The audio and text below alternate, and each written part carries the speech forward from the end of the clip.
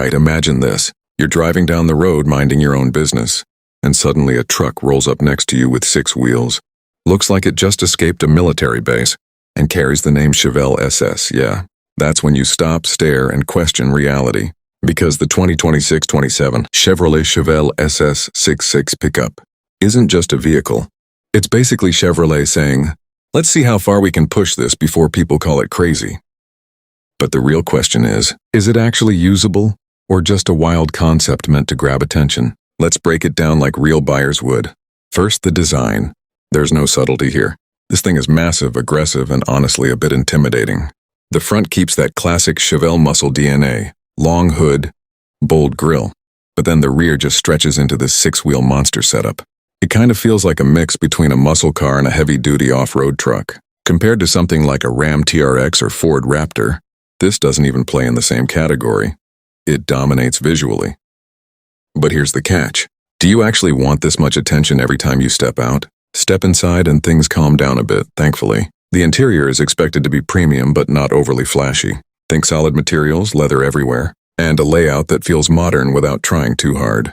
It's not going to beat ultra-luxury trucks, but it should easily match high-end pickups. Space, obviously huge. But again, with that size, parking might become your daily struggle.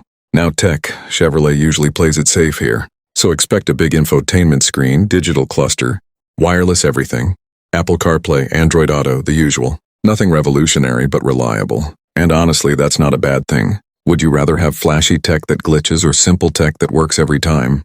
Let's talk AI features. This is where things could get interesting.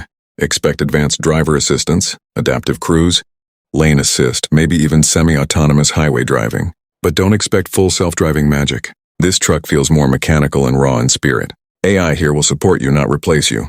And that actually fits the personality of this vehicle. Now performance. This is where people get excited. While exact specs aren't confirmed, expect a massive V8, possibly supercharged. With 6 wheels, torque is going to be insane. But here's the reality check. This isn't a sports car. It's heavy, long, and built more for presence and power than speed. Compared to a standard Chevelle or even performance SUVs, this will feel slower in quick acceleration, but stronger in pulling and off-road capability. Driving feel? Let's be honest, this won't feel nimble. Turning radius will probably feel like you're steering a small ship. In the city, tight streets and parking lots will test your patience. But on highways, smooth, planted, and powerful. Off-road, that extra axle should give serious traction, making it a beast in rough terrain. So the question is, where will you actually drive it most? Safety-wise, expect all modern features, multiple airbags, stability control, driver assist systems.